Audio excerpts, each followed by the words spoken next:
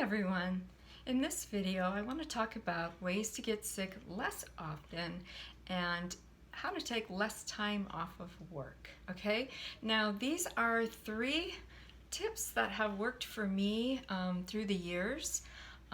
First of all, with the upcoming cold and flu season, I felt it was important to talk about it. But I also want to say, if you're on any medications whatsoever, please consult your doctor or naturopath to make sure that these supplements that I'm going to recommend to you don't interfere with your medications.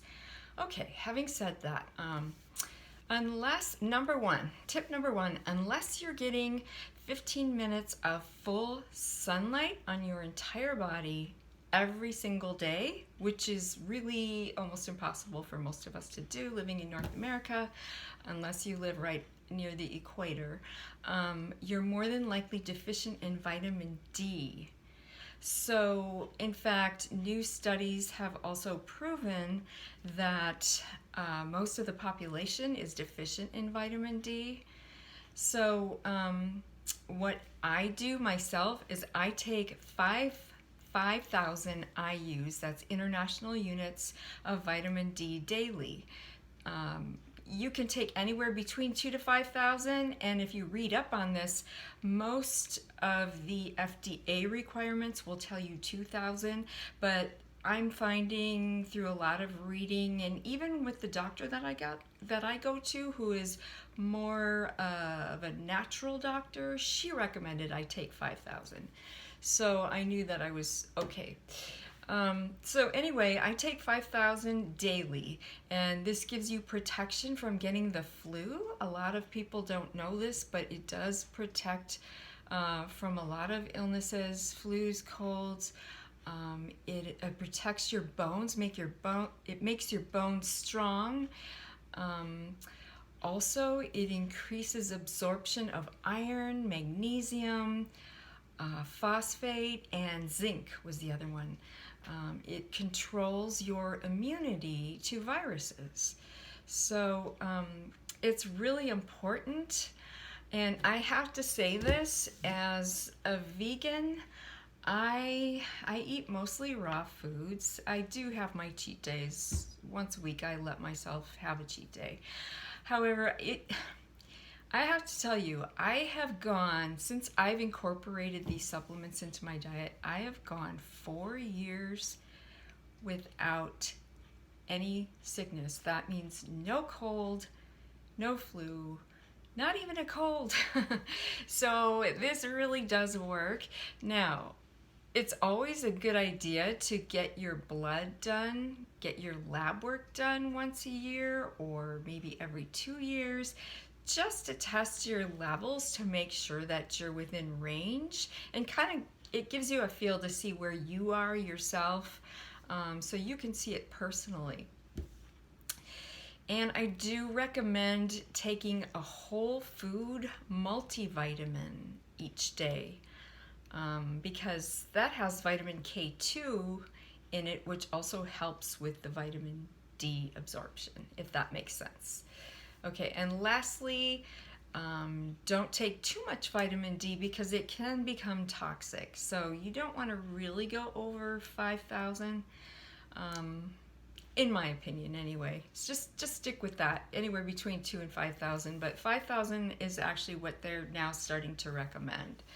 So, okay, that's number 1. Number 2 is vitamin C. Very important to take vitamin C. Firstly, make sure that you're getting enough fruits and vegetables in your diet. Unfortunately, our soil today is depleted in much needed nutrients, so that is the reason for a lot of people taking a supplement, okay?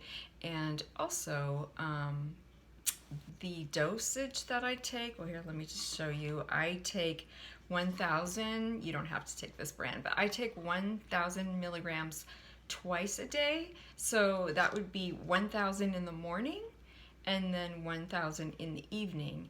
And if you do have vulnerabilities if you have a sensitive stomach or anything like that, then I would recommend a buffered vitamin C. and that just you won't feel any upset on your stomach. Otherwise, just take it with food and you'll be fine. So vitamin C is very important because it does give us the effective protection against colds and illnesses, and it's also water soluble, which means that any what your body doesn't need gets excreted in the urine, so you're not really going to take too much. It will just come out. Okay, and then the third thing that I want to mention, this is a vitamin that is very important that really doesn't get enough attention today, and that's vitamin B12. I have to mention this because whether you're vegan, vegetarian, a meat eater, 80% of the population is deficient in vitamin B12. If you're getting no sleep and if you're getting 8 hours of sleep and you're still tired, that's kind of a sign that you're deficient. If you have anxiety, depression, if you get panic attacks, if you have low thyroid, all those things come into play with B12. So you want to make sure that you're getting enough of B12. If you have muscle weakness, that's another thing, okay? So I want to give you the best type of B12 to take, and that is called methylcobalamin. That is the most readily absorbed into the bloodstream, and there's other types, I should say, of B12, but that is the best one. That gets absorbed the best.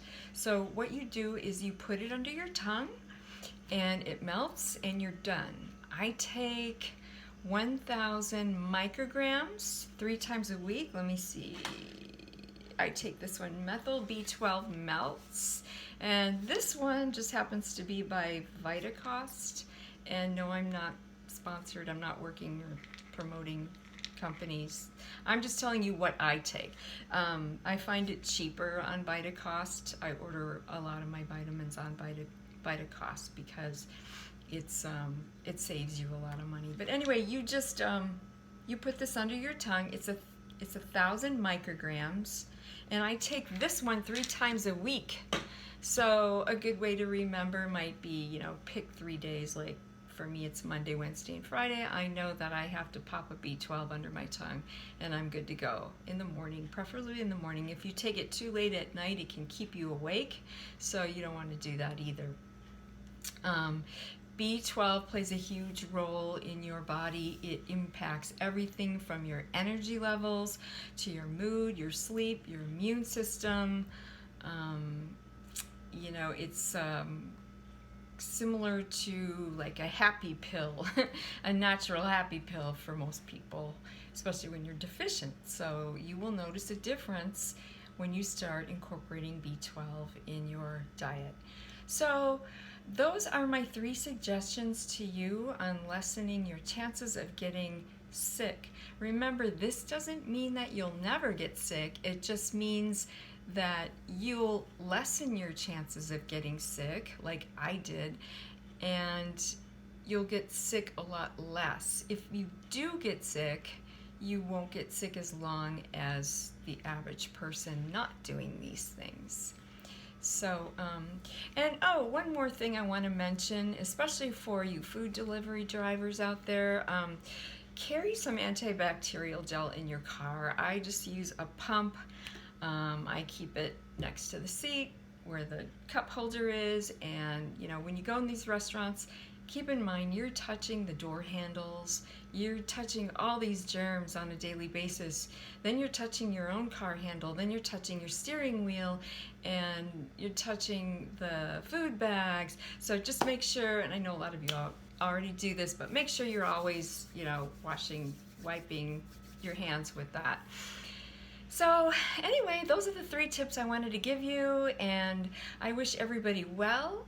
Let me know what you're doing to stay healthy in the comments, and if you like these videos, please like and subscribe, and stay healthy, everyone. Okay, see you next time. Bye.